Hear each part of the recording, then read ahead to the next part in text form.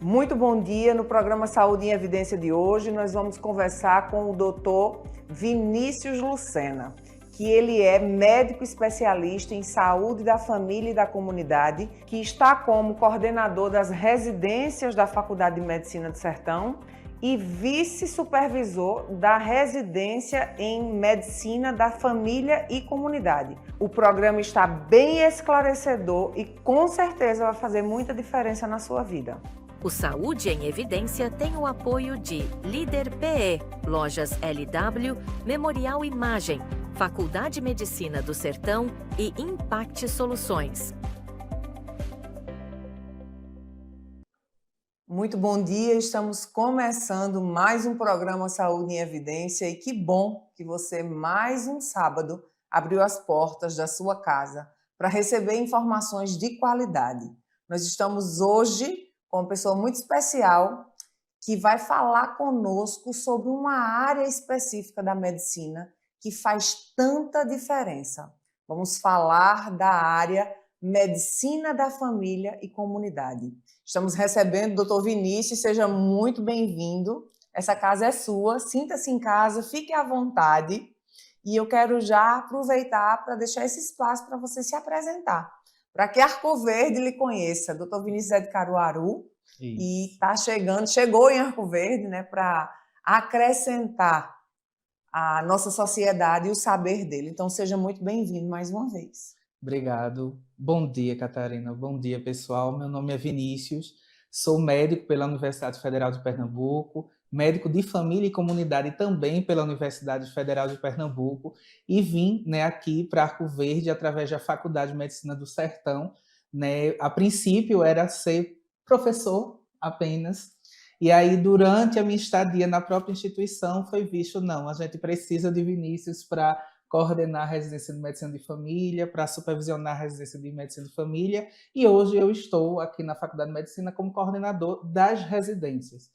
Então, nós temos 3 programas: residência de medicina de família e comunidade, clínica médica e cirurgia geral, e eu coordeno as 3. E dentro da minha especialidade, que é medicina de família e comunidade, eu sou vice-supervisor da residência. Que coisa boa. Seja muito bem-vindo à nossa cidade. Certamente a gente tem falado sobre isso, né? Os ganhos que não só Arco Verde, mas como todo o entorno das cidades aqui do entorno têm aproveitado desde a chegada da Faculdade de Medicina do Sertão. A gente vê que já éramos um polo médico e agora está muito mais robusto, né? E de saber que nós temos aqui na nossa cidade 3 residências médicas é fantástico. A gente vai falar sobre isso, mas a gente vai começar falando e explicando a você que está em casa, que talvez ou muito provavelmente você não saiba, o que é que diferencia, doutor Vinícius, a medicina da família e comunidade das demais áreas da medicina? Olha, Catarina, essa é uma pergunta bem intrigante, porque eu acho que todo estudante de medicina ou todo futuro médico de família já fez essa própria pergunta, de entender, qual é a sua especialidade. E se eu fosse resumir em uma palavra, eu digo, medicina de família e comunidade é a especialidade que cuida de gente. E o cuidado é a palavra central da nossa especialidade. E aí a gente tem que ter isso em mente. A medicina de família ela é uma especialidade como qualquer outra especialidade, como cardiologia, como endócrino, como nefrologia, como ortopedista, como cirurgião. Nós somos uma especialidade no cuidado com a pessoa. Então, para a gente não importa se é criança, se é mulher, se é homem, se é idoso, se está acamado, se está domiciliado, se está gestante, se é um morador de rua, se é uma pessoa que estava internado e agora volta para o território. Então, nós cuidamos e nós coordenamos o cuidado dessa pessoa na rede, porque o SUS ele funciona como uma rede. Ninguém está acima de outro no serviço de saúde. Nós estamos numa rede. Então, o médico de família ele vem para centralizar e coordenar esse cuidado. Perfeito. E quando a gente fala, no SUS e nesse cuidado, olhando para aquele território, para quem não entende o território, a cidade é mapeada por territórios, e em cada território desse, aí existe uma unidade básica de saúde da família. E quando a gente olha para a atenção primária, para que as pessoas entendam quais são os princípios da atenção primária, eu gostaria que o senhor aproveitasse e falasse para as pessoas que estão em casa, talvez você seja da área de saúde, mas talvez você não seja, e precise entender para que você até possa ter mais esclarecimento para quando você for procurar o postinho, o famoso postinho, que é a unidade básica de saúde da família, você possa já procurar com outro olhar. O que seria a atenção primária? Vamos falar um pouquinho de atenção primária. Certo. E quais são os princípios da atenção primária? Então, a atenção primária à saúde, ele é um modo de como o nosso governo entendeu que deveria ser realizado a saúde no nosso território e financiado pelo SUS, né? Então, assim, quando a gente vai comparar com diversos outros países, cada país tem a sua forma de operacionalizar como vai ser dado essa forma de atenção à saúde à população. O Brasil escolheu atenção primária à saúde, ou, em alguns termos, vocês podem escutar atenção básica, né? Por isso que muitas vezes tem um postinho da atenção básica, postinho saúde da família. Então, às vezes, esses termos se confundem, mas no final eles falam, né, a mesma coisa, a mesma linguagem, né, que é a forma, a porta de entrada, né, do usuário dentro do Sistema Único de Saúde. E aí, quando você precisa, eu preciso de uma consulta para renovar uma receita, eu preciso realizar um exame, eu preciso apenas que algum profissional me escute, porque eu estou precisando. Então, essa é a atenção primária bem fortalecida. E a atenção primária, ela tem princípios e diretrizes, ela não surgiu do nada e nem veio como uma forma temporária, ela veio realmente para ficar, né? Uma atenção primária, ela bem fundamentada, ela bem custeada, ela vai melhorar a situação de saúde da população, de vocês que estão ouvindo, de uma forma muito proveitosa, né? Por quê? Os princípios do SUS, eles se convergem para a atenção primária. Então, a gente defende dentro da atenção primária a universalidade, ou seja, ninguém é melhor do que ninguém, todo mundo precisa usar aquele sistema. Outra também seria a igualdade, né? Todos somos iguais perante a justiça e perante o nosso sistema único de saúde. E outra forma também, a equidade. O que é equidade? É dar mais para quem mais precisa, né? Então, eu gosto de falar da equidade, uma imagem que alguém já deve ter visto em livros ou em algum outro ambiente, que tem 3 crianças, uma criança de 3 anos ou 4 anos, uma de 7, 8 anos e um adolescente já com 15 anos, com uma cerca, e por trás da cerca tem um jogo de futebol, tem acontecendo alguma coisa. E aí a igualdade, a universalidade diz, esses 3 são iguais, então vamos dar apenas um banquinho para cada um, para que eles possam visualizar o que está por trás da cerca. Mas quando dá o mesmo banquinho, da mesma altura, para todos, nem todos conseguem ver além a cerca, porque você não está sendo equânime, ou seja, você não está dando para quem mais precisa a real necessidade. Então, aí o contraponto é, para quem é menor, então aquela criança de 3, 4 anos precisou de 3, 4 banquinhos. Para quem tem uns 7 anos, precisou de 2. E para quem já tem 15, não precisou de nada. Então, isso é equidade, é a gente dar para quem mais precisa, né? Outra coisa também é a longitudinalidade, que nome grande, né? Assim, a gente muitas vezes confunde. Mas o que é esse ser longitudinal? É aquele paciente que a gente vai cuidar de todos os ciclos por muito tempo. Então, a gente cria um vínculo muito forte com o usuário. Era a minha próxima pergunta. Isso é bom. Estamos conectados. Estamos conectados. E a gente cria esse vínculo muito forte com... Porque o paciente, ele começa a entender que eu tenho um médico para chamar de meu, né? Isso. Então, esse vínculo é muito forte. Isso, a palavra, eu acho que quando a gente entra na medicina de família, 2 palavras muito fortes que nós defendemos enquanto especialista, é vínculo e longitudinalidade. Elas casam, né? E a terceira é cuidado, como eu já tinha falado. Então, elas se cruzam muito forte, né? Então, muitas vezes hoje eu já estou cuidando, né, na minha especialidade, de pessoas em que eu acompanhei o pré-natal. Hoje eu estou fazendo a puericultura, ou seja, eu estou cuidando da criança, então daqui a pouco eu vou estar cuidando dela na fase adulta e depois na fase do paciente idoso, né? Então, essa longitudinalidade de conhecer, né? Às vezes o agente comunitário de saúde faz assim, doutor, Dona Maria, ela está internada. E aí, por que está internada? E a gente vai no prontuário, recebeu alta, a gente vai visitar ela na casa dela. Por quê? O que foi que houve que determinou que ela fosse internada? E aí a gente pode fazer esse cuidado, né, mais de perto, mais junto. Né? Assim, a minha especialidade eu amo de paixão, eu sempre vou defendê-la. A gente vê, dá para ver, é notório que você ama o que você faz. Esse cuidado centrado na pessoa que você falou, é muito importante a gente falar e ressaltar que a medicina da família e comunidade é exatamente isso, é o cuidado centrado na pessoa. Quando a gente fala nesse tipo de cuidado centrado na pessoa, na prática, isso quer dizer exatamente o quê? Então vamos lá, Catarina. Isso é para vocês, olha, os nossos residentes, quem está se especializando, né, na medicina de família, esse é um método clínico que a gente chama, ou seja, um método da gente fazer a consulta uma forma nossa, sabe? Uma forma que o médico de família ele vai atrás, ele defende. A nossa consulta ela é diferenciada na nossa especialidade, porque o central, o papel central é o usuário, é aquela pessoa. E aquela pessoa, ela é única, né? Ela vem com trajetórias, ela vem com histórias, ela vem com um poder sobre ela muito forte.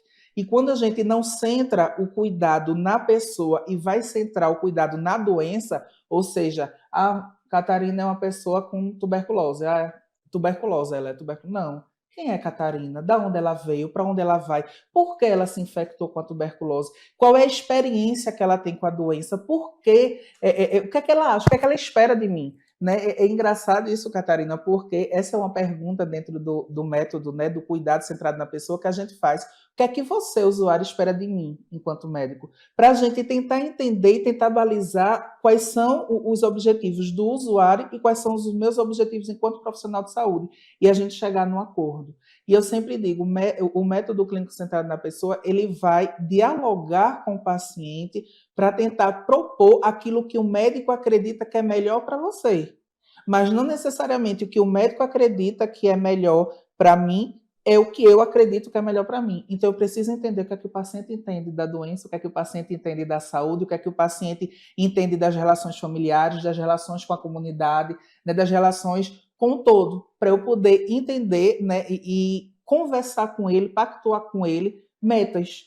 Né? Eu sempre digo para os meus pacientes e para os meus alunos, para os meus estudantes, para os meus residentes, não adianta, por exemplo, eu dizer para o meu paciente, o meu usuário, que ele deve se alimentar de uma forma melhor, se eu não sei se ele está empregado, se ele está desempregado, se tem alguma coisa, se alguém da família está passando por algum problema. Então, se eu não pergunto sobre isso, o usuário ele vai dizer, tá certo, doutor, tá certo, eu vou me alimentar melhor. Ele saiu, não vai fazer. Ou a gente passa um remédio para o paciente, você tem, e aí, né, tem virose, tome isso, e passa. Tudo é virose. Tudo é virose. Então, gente, não conversou comigo, não me examinou, não me entendeu no contexto. Que remédio é esse? Por que eu vou tomar? Porque eu tenho que tomar assim, eu posso tomar de manhã. Então, você não conversa com você, não centraliza o cuidado do paciente chega, não sigo. Né? E dentro da nossa especialidade, né, da minha especialidade, eu recebo muitos pacientes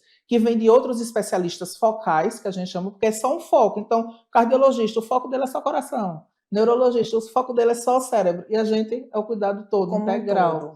Então, aí vem o paciente que vem do especialista focal e diz assim, doutor, eu não gostei da consulta, ele nem olhou para mim, ele não me perguntou nada e me passou esse remédio. Eu não entendi porque eu vou ter que tomar esse remédio. Não comecei a tomar o remédio.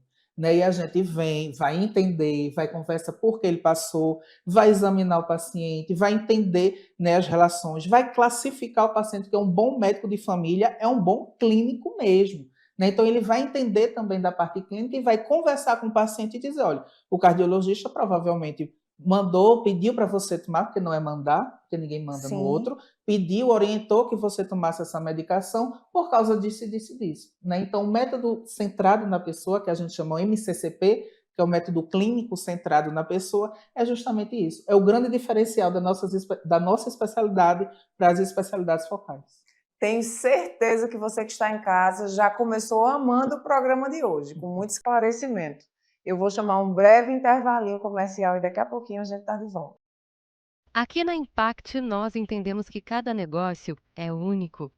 É por isso que oferecemos uma variedade de serviços personalizados para atender às suas necessidades específicas. Desde o desenvolvimento de sites modernos e intuitivos até o design gráfico criativo, passando pelo gerenciamento estratégico de mídias sociais. Também contamos com uma consultoria dedicada a fornecer soluções estratégicas em finanças, gestão de dados e logística para empresas de todos os portes. Estamos aqui para ajudar sua empresa a se destacar no mercado. Com a Impact, você terá acesso a uma equipe dedicada e experiente, pronta para impulsionar o seu sucesso. Vamos trabalhar juntos para alcançar seus objetivos e superar suas expectativas.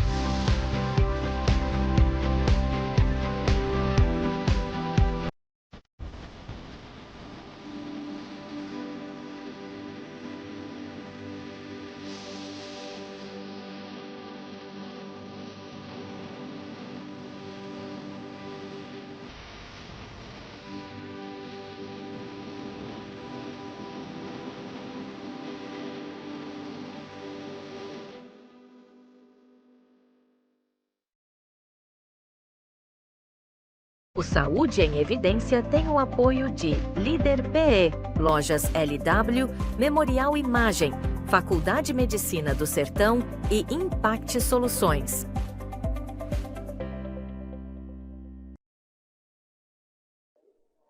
Estamos de volta para mais um bloco do programa Saúde em Evidência. Doutor Vinícius, gostaria que a gente falasse agora nesse bloco, pensei em falarmos nesse bloco sobre a relação entre a medicina da família e a saúde pública, né? É importante a gente falar as políticas públicas, porque a gente sabe que tudo gira nesse entorno, né? Precisamos de políticas públicas para que a medicina funcione, para que as coisas na sociedade funcionem. E eu gostaria de saber quais são os componentes, qual é o básico, quais são os componentes básicos para que a gente possa ter na nossa cidade, na nossa comunidade, no nosso território, uma medicina da saúde, da família e da comunidade estruturada. Qual seria o básico? Certo. Eu acho, Catarina, que o básico, e aí eu chamo a atenção para os nossos governantes, né? Prefeitos, vereadores, governadores, deputados federais, deputados estaduais, ministro da Saúde, né? A nossa Sociedade Brasileira de Medicina de Família e Comunidade e nosso próprio presidente, né? Primeiro precisa partir desse reconhecimento enquanto governo, né, da nossa especialidade. A nossa especialidade, ela não é exclusiva da atenção primária à saúde.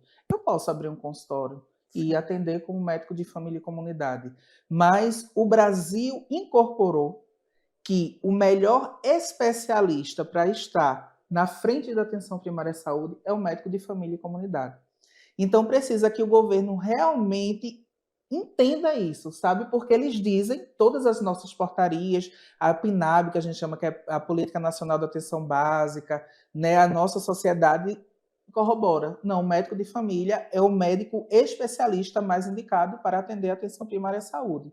Mas precisa que o governo não só diga no papel, não só escreva, e não só diga em palestras, sabe, enaltecendo a nossa especialidade, mas eles precisam colocar as mãos na massa. né, precisa chamar esse especialista para trabalhar nas suas cidades. Hoje, nós não temos especialistas, médicos especialistas na medicina de família para cobrir todo o território nacional. Mas já tem um movimento muito grande, né? E aí vem várias formas, com críticas, sugestões em relação a elogios, em relação aos mais médicos pelo Brasil, que tenta fomentar essa questão, a Jesus, que tenta também fomentar o médico de família, mas a gente hoje ainda não temos, né, essa cobertura nacional desses especialistas, mas estamos caminhando para. Só que hoje ainda a gente vê uma grande desvalorização a território municipal em relação à nossa especialidade. Eu acho que isso é o primeiro passo, é os nossos dirigentes entenderem a nossa especialidade e a nossa importância para estarmos atuando. É exatamente a minha próxima pergunta. Como é que você vê isso, né? Como o médico da família ele contribui, porque é necessário que o poder público entenda que não é só dizer que o médico da saúde da família é importante, mas valorizar, inclusive financeiramente, inclusive com recursos, com o mínimo, né, para se trabalhar ali dentro daquele território. Qual é a importância? Porque talvez, e tomara que alguns dos nossos telespectadores de hoje, ou que vão assistir depois no YouTube esse programa, despertem para isso, para essa importância. Qual é a importância, né? Como o médico da família contribui para um bom planejamento de saúde no município? O que é que a gente pode explicar para você que está em casa e que talvez seja leigo no assunto, o quanto se é economizado, o quanto de dano, porque antes do gasto financeiro, estamos lidando com vidas, né? O quanto de danos pode se evitar quando se tem na atenção primária, quando se tem lá no território um excelente médico de saúde da família. É bem interessante isso, Catarina. Infelizmente, no nosso país, não existe muitas pesquisas em relação a custos. Isso é uma deficiência geral no Brasil. Né? Quando a gente vai trabalhar, é porque a gente vê na prática, vê no dia a dia. Né? Então, a atenção primária à saúde, ela vem com a ideia de que ela deve resolver em torno de 80% a 90% dos problemas dos pacientes dentro do próprio território. Então, não é necessário o paciente estar andando por vários serviços. Então, quando vem com um médico especialista, é quase que uma obrigação da nossa especialidade resolver realmente esses 80% a 90%. Então, o exame para ser solicitado, o médico de família ele vai ter avaliado o paciente, o usuário, para ver a real necessidade daquele exame. Né? A prescrição de um remédio vai ser avaliado para ver se há uma real necessidade do remédio. E para ser encaminhado para um outro especialista, para um serviço de urgência, para um serviço hospitalar, vai ser avaliado se há realmente a necessidade. Aqui eu não estou dizendo que o médico de família é aquele que vai dizer, eita, esse paciente aqui não recebe, esse paciente recebe. Não é isso. A nossa avaliação ela é baseada em protocolos e diretrizes clínicas, né, que nos fornece segurança para a gente dizer, esse paciente, eu preciso de uma avaliação com cardiologista, mas esse outro paciente, pela avaliação, eu continuo cuidando dele aqui no território. E outra coisa, quando a gente referencia o paciente para um outro especialista focal, a gente é obrigado, dentro da nossa especialidade, continuar o cuidado. Então, não é porque ele está no outro médico que ele vai ser abandonado. Não, ele é nosso paciente. E eu só pedi uma opinião de como vou conduzir melhor aquele paciente, porque dentro da clínica, da situação clínica familiar, às vezes é uma opinião de um assistente social, de uma nutricionista, de um fisioterapeuta, para eu poder cuidar melhor daquele usuário. Então, não necessariamente é só eu encaminhar para os médicos. Então, o que é que isso vai fazer? Isso vai melhorar as filas. Hoje, as filas quilométricas, para a gente ter uma avaliação pelo cardiologista, para um nefrologista, para um ortopedista, para um endócrino, e muitas vezes são problemas que dá para ser cuidados dentro da atenção primária à saúde. Mas, para isso, precisa-se ter médicos especialistas nesse cuidado. Porque, senão, o que a gente vê hoje ainda, né, muitos, por exemplo, os recém-formados, são médicos generalistas, Não estou dizendo que não é para eles trabalharem, é para eles trabalharem, mas eles não são especialistas, né? Então, muitas vezes eles acabam tendo dúvidas, ou eles acabam não tendo o método clínico centrado na pessoa tão seguro, ou eles acabam não tendo conhecimento daquela clínica do paciente, e já o especialista não. Então, esse médico acaba encaminhando muito e o médico especialista de saúde da família não, ele acaba referenciando menos, porque ele entende o seu papel dentro da comunidade e ele executa-o com maestria. Agora, para isso também a gente precisa ter fomentos, né? E aí, uma coisa, Catarina, que me chamou a atenção, hoje eu tive uma reunião com os meus residentes e hoje, dentro do município, por exemplo, os meus residentes que estão se formando para ser especialistas não conseguem solicitar um eletrocardiograma. Então, veja que visão um pouco contraditória. Ele precisa encaminhar para o cardiologista solicitar um eletro, para depois o cardiologista avaliar se é um paciente que vai ficar para o cardiologista ou se ele vai voltar para a comunidade. Esse caminho não é assim. É o médico de família que, dentro da avaliação dele, ele é um paciente hipertenso. Então, dentro do protocolo clínico da hipertensão, né, que é da pressão alta, anualmente o paciente tem que fazer um eletro, que é para a gente vigiar. Então, eu vou, dentro da minha especialidade de medicina de família, solicitar um eletro. Vi uma alteração do eletro. Eita, eu sei conduzir aquele caso, ok, vou conduzir aquele caso. Eita, eu não sei, estou em dúvida, vou referenciar para o cardiologista. Então, quando ele chegar no cardiologista, ele já vai chegar pronto. Ele já vai chegar com a avaliação clínica pronta, ele vai chegar com os exames laboratoriais prontos. Então, ele não fica peregrinando de, eita, o médico, eu fui para o postinho, aí do postinho eu vou para o cardiologista solicitar um eletro, para depois de marcar uma consulta para ele avaliar, e demora muito. E às vezes o paciente que precisa de uma atenção mais rápida se perde nesse processo e a gente acaba, às vezes, perdendo o paciente e o paciente tendo que dar entrada numa urgência por uma situação mais séria que poderia ter sido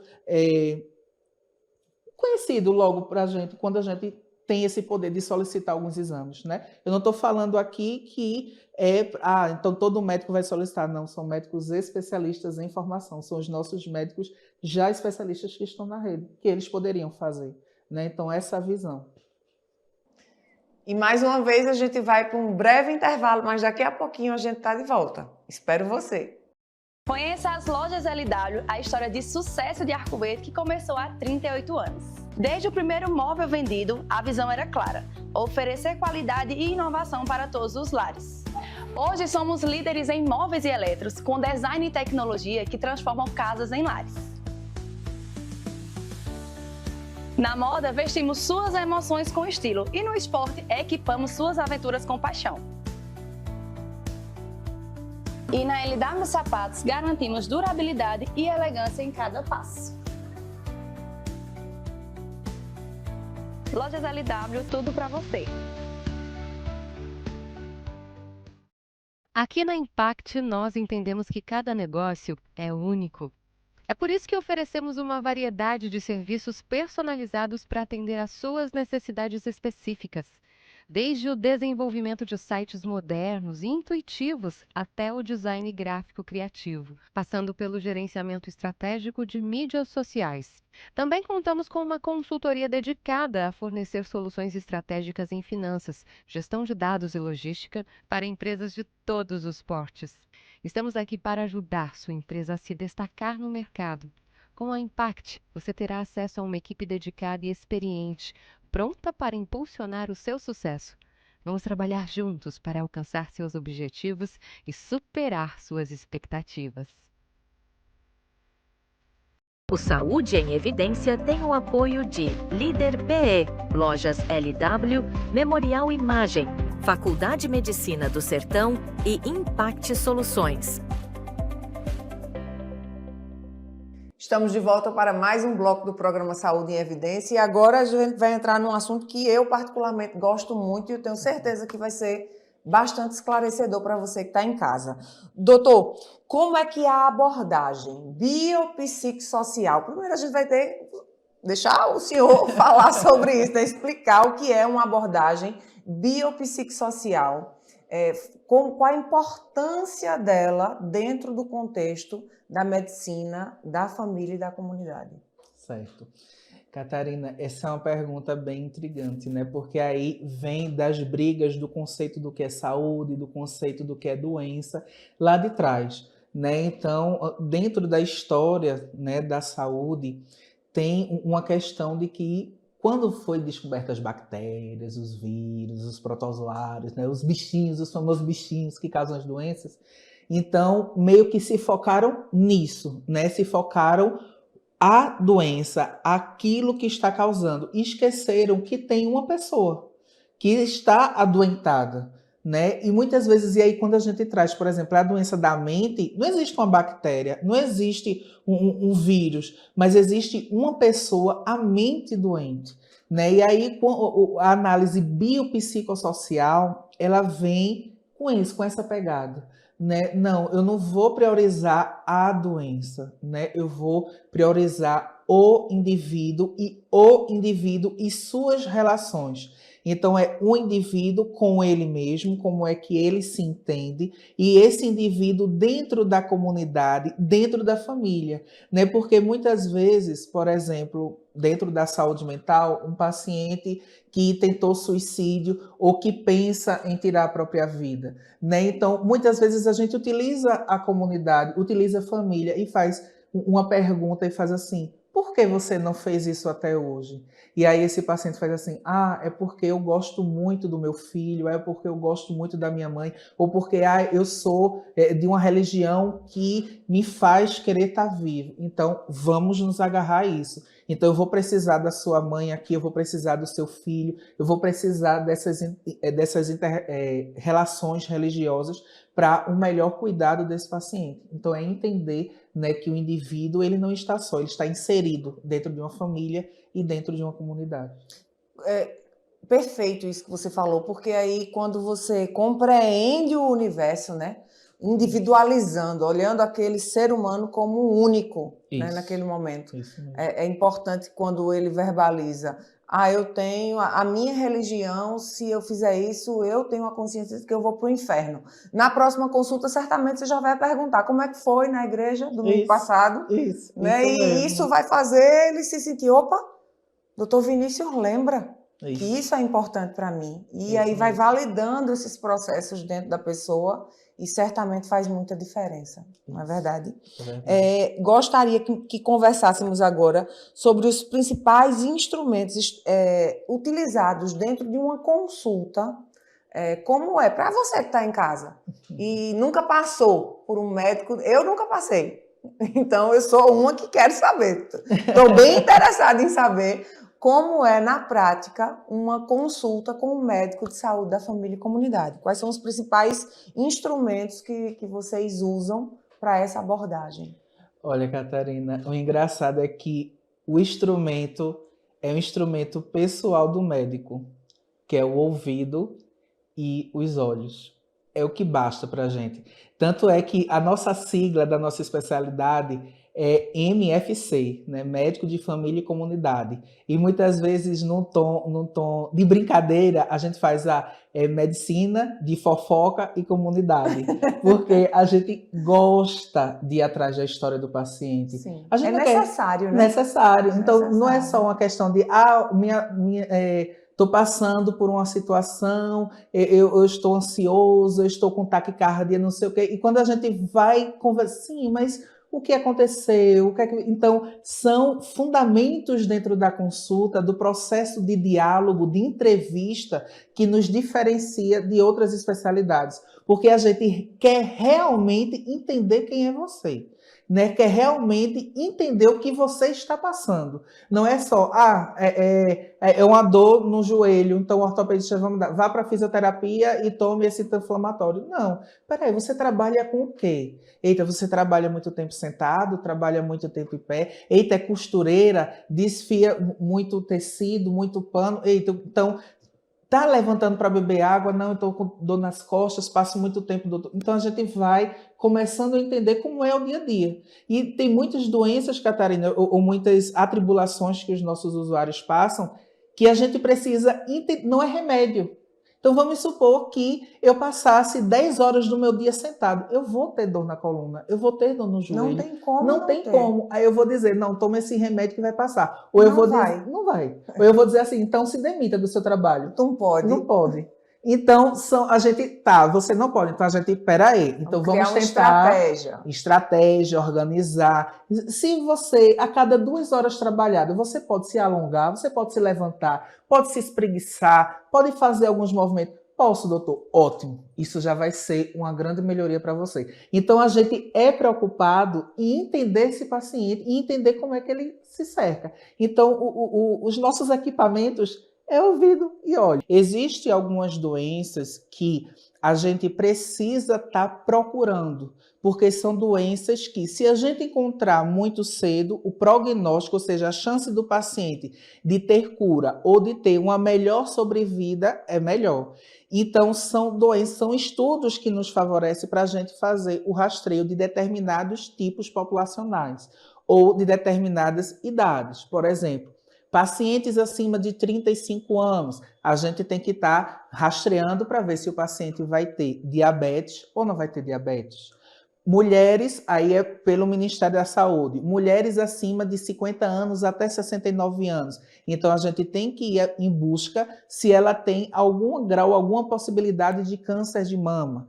Mulheres sexualmente ativas, ou seja, que estão transando de 25 a 74 anos, mais ou menos, ou até 64. Aí vai depender da sociedade que você seguir. Então, você tem que fazer o exame citológico preventivo naquela mulher, né? Então, vai depender do público. E aí, o médico de família, ele tem que estar ciente desses programas de rastreios que vêm do Ministério da Saúde, né? Que nos orienta a fazer esse rastreio. E a gente, dentro da equipe, né, coordenando também junto com a enfermagem, junto com os agentes comunitários de saúde, a busca ativa. Então, buscar esses pacientes que precisam ser rastreados para a gente fazer esse rastreio.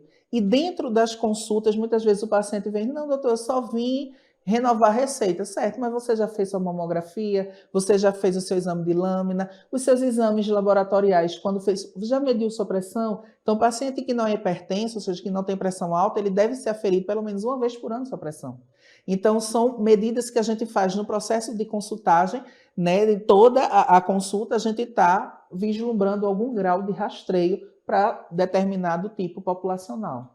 Doutor Vinícius, e é exatamente aí, quando a gente fala sobre esse assunto, que a gente entende a importância do médico da saúde da família e da comunidade também e, sobretudo, na prevenção e promoção de doenças transmissíveis, né? Isso aí é fundamental. Fundamental. Vamos falar um pouquinho sobre isso? Vamos Pode sim. ficar à vontade, porque a gente sabe que hoje as doenças crônicas transmissíveis, elas precisam ser faladas. A gente fala sobre muita coisa e parece que a gente tem negligenciado muitos assuntos que são antigos, mas que precisam voltar a ser atuais e falados de uma forma com tranquilidade.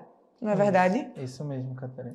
E assim, as doenças crônicas, né, não transmissíveis, elas hoje, quando a gente vai pensar aquilo que eu falei um pouquinho atrás, de como a gente entende a saúde, como a gente atende a doença, também passa por essas questões também, né? Então, a sobrevida, ou seja, a quantidade de dias, de anos que a gente vive, aumentou, né? Antigamente, não, porque a gente tinha muitas doenças infecciosas, né? Então, a gente tinha muita hanseníase, muita tuberculose, muita diarreia, muitas crianças no nosso sertão, no nosso Nordeste, morreram por desidratação de diarreia. Então, houve uma mudança estratégica da política nacional para combater isso. Então, hoje, a gente, graças a Deus, a gente tem menos pessoas morrendo por doenças infecciosas e mais pessoas vivendo com doenças crônicas não transmissíveis. E aí é uma grande linha que a gente tem que estar em atenção, né? Então, a diabetes, o colesterol alto,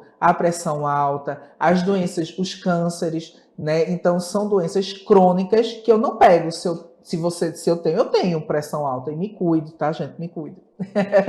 Eu tenho pressão alta. Você está perto de mim, você não vai pegar pressão alta, né? Mas eu preciso, eu tenho pressão alta, né? Então tenho que ir para o médico tem que aferir minha pressão, eu tenho que tomar o remédio corretamente, eu tenho que melhorar minha alimentação, eu tenho que melhorar a prática de educação física, né? Então o médico de família, ele vem para junto com o paciente orientar. E não é só dizer assim, você precisa comer melhor. Não, aí volta lá atrás. O paciente tem condições de comer melhor. Hoje, no nosso país, comer melhor está ficando um pouquinho difícil, Entender complicado. dentro do que ele pode comer o que é melhor. O que é melhor, né? Então, dentro dos alimentos, e uma vez, Catarina, é até engraçado, o paciente diabético amputado, então ele já, assim, engraçado, né, a Sim. situação, Ok. né? Então, assim, ele tinha já amputado e um agente comunitário solicitou minha visita porque a diabetes do paciente não controlava. Eu falei, tá certo, eu vou lá.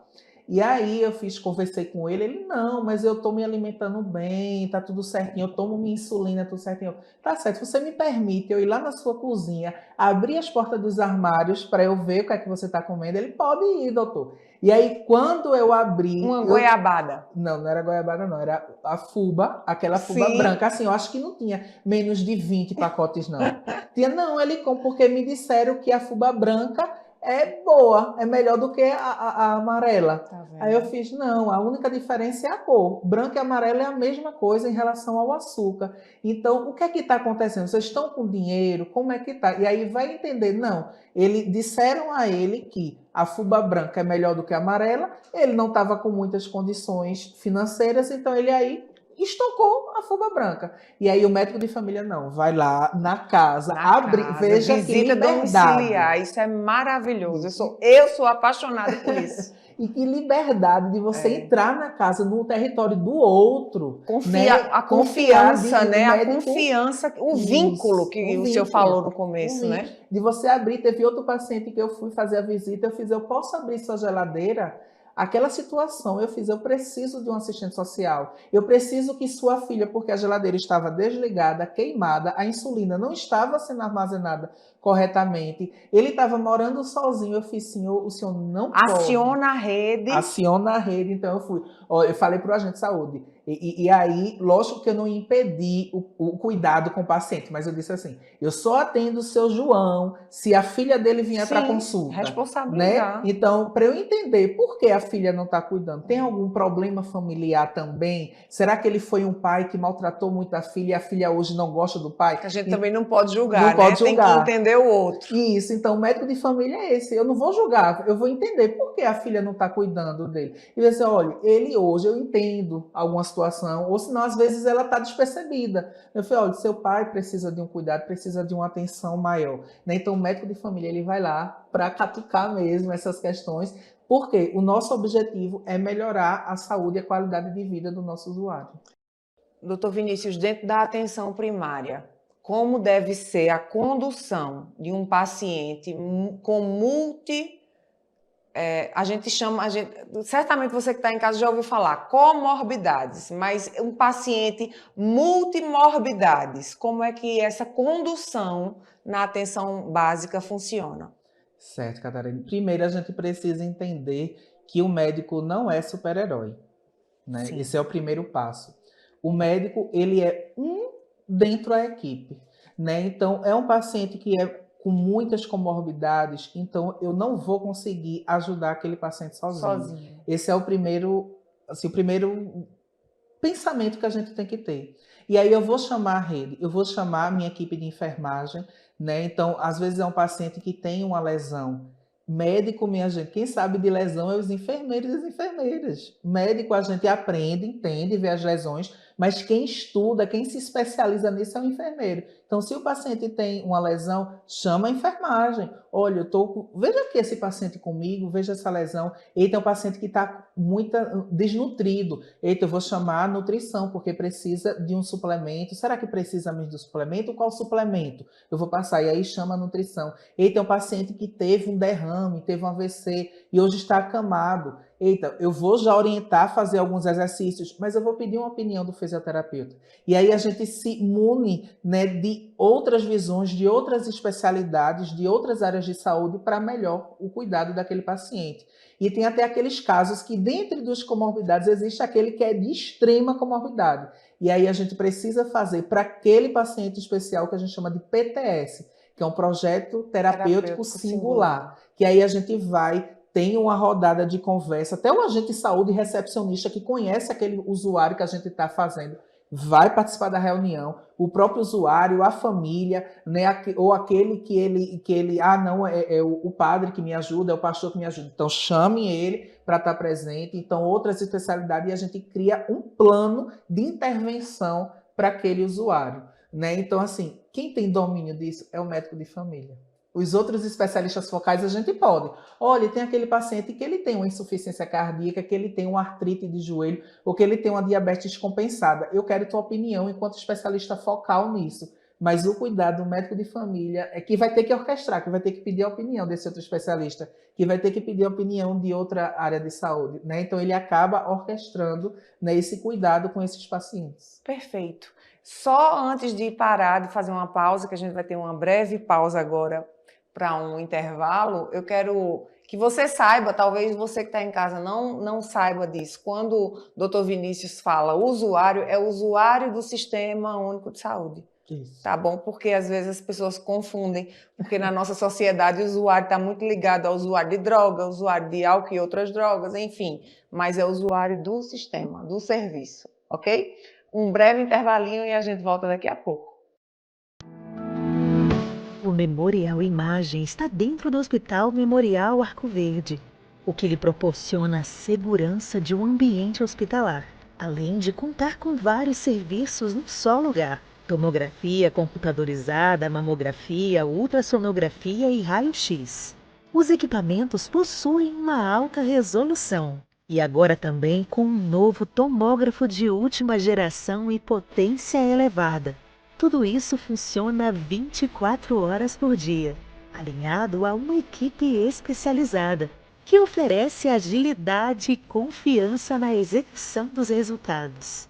O atendimento humanizado é um dos princípios norteadores para transmitir todo o respeito a quem mais importa: você, paciente.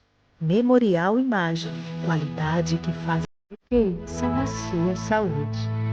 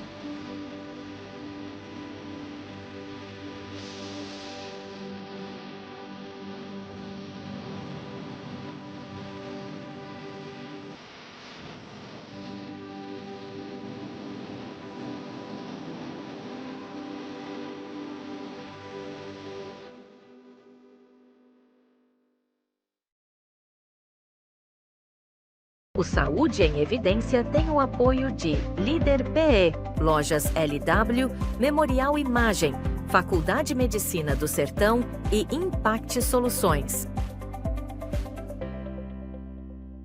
Estamos de volta para mais um bloco do programa Saúde em Evidência e, com certeza, a gente hoje abriu a mente de como funciona, né, nos bastidores, de como é importante a gente conhecer o nosso território, ali, a comunidade onde a gente vive e saber que tem o profissional, né, essa pessoa, esse médico que cuida, que é especialista em cuidar não só de você como indivíduo, mas cuidar também, olhando o indivíduo nesse contexto de coletividade, né? Foi muito boa a nossa conversa e eu quero, assim, entender agora, inclusive como usuária do sistema de saúde, como pessoa comum, entender como é que está demanda, essa oferta de profissionais, médicos especialistas em saúde da família e da comunidade aqui no nosso contexto de Arco Verde, mas não só aqui. Você pode estender também, porque esse programa, você que nos assiste sabe, vai lá desde Recife, região metropolitana, até o mais alto sertão. Então, acredito que é importante que a gente saiba como é que funciona essa métrica, né? A de demanda e oferta dos médicos de saúde da família e da comunidade. Certo, Catarina. Então, quando a gente fala, né, dos médicos de família e comunidade... Aliás, para começar, quando a gente fala de especialistas de uma forma como um todo, independente da especialidade médica, se é MFC ou se é o especialista focal, em Pernambuco há uma disparidade, né? Então, há uma concentração na macro-região 1, que é do Recife, e a nossa macro-região que a gente está de Arco Verde, que é a 3, é o menor índice de especialistas, né? Então, tem menos de um especialista por habitante aqui em Caruaru. Então, aqui em Arco Verde, né? Então, isso é muito gritante, né? E aí, quando a gente olha a nossa especialidade, medicina de família e comunidade, ele ainda cai para bem menos essa taxa, né? E aí, a nossa faculdade, né, a Faculdade de Medicina do Sertão, quando ela se fixou, né, por causa desses estudos, de uma falta de médicos e de uma falta de médicos de especialistas, fez não, nós vamos fazer uma faculdade e vamos abrir especializações, que são as residências médicas.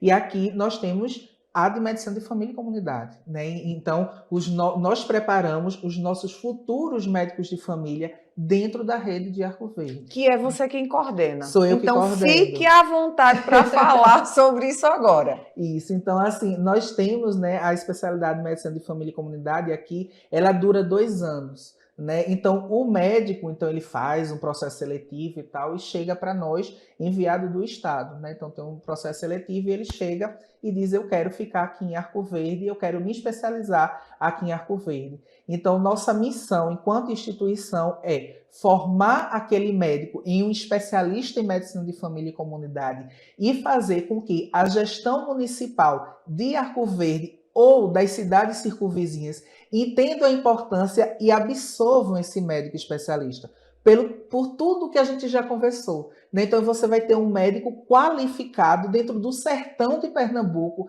que vai ter uma resolutividade ímpar. Né? Então, vai trazer melhor cuidado para aquele paciente, para aquele usuário do sistema.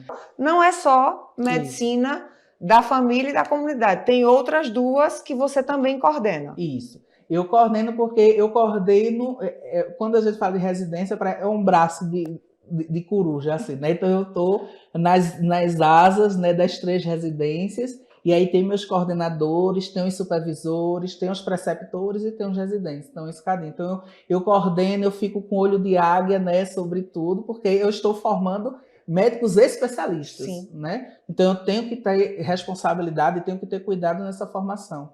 Em Arco Verde, nós funcionamos com 2, que é de medicina de família e comunidade, que é um convênio que a gente tem com a Secretaria Municipal de Arco Verde, e tem a de clínica médica, que é um convênio que a gente tem com o Estado de Pernambuco, e os nossos residentes, eles trabalham no Hospital Regional Rui de Barros. A gente esteve com o Dr. João Vitor aqui, Pronto. Que é o que cuida exatamente dessa residência. Isso. E aí a gente tem esse trânsito muito bom com o Hospital Regional. A instituição vem e já trouxe melhorias para o hospital, né, para os atendimentos. A gente está brigando, está lutando para sempre estar melhorando o serviço. Por quê? Um serviço, e aí usuários, né, pessoas, espectadores, um serviço que tem residência é um serviço de excelência, ou que, se não é de excelência, ele está procurando ser de excelência. Né? E vejam que vocês têm o Hospital Regional, que eu sei que já foi muito maltratado, muito malquisto, mas a gente está, né, cruzando, está dobrando as mangas, e junto com o hospital a gente está oferecendo para a população a residência de clínica médica, né, para melhorar. E em Serra Talhada a gente tem, junto com convênio também com o Estado, mas lá no Eduardo Campos, a residência em cirurgia geral. Então, dentro da nossa instituição, né, da Faculdade de Medicina do Sertão, a gente tem 3 residências. E a gente tem planos para abrir. A gente tem o plano para abrir o R3, que é um ano a mais de medicina de família na saúde indígena, porque é uma realidade Sim. aqui, né, do sertão de Pernambuco, e tem também de talvez abrir a residência de pediatria lá em Afogados da Engazeira. Então, a Faculdade de Medicina do Sertão veio para ficar e para melhorar, né, qualificar esse cuidado, né, na região. E a gente fica muito feliz com a chegada da Faculdade de Medicina do Sertão aqui na nossa região, né? Só ganhos para a nossa comunidade. Infelizmente, hoje eu digo mesmo, infelizmente o nosso tempo acabou. Eu quero agradecer a você que esteve conosco durante todo o programa e dizer a você que no sábado que vem, pontualmente, a gente tem encontro marcado. Até lá!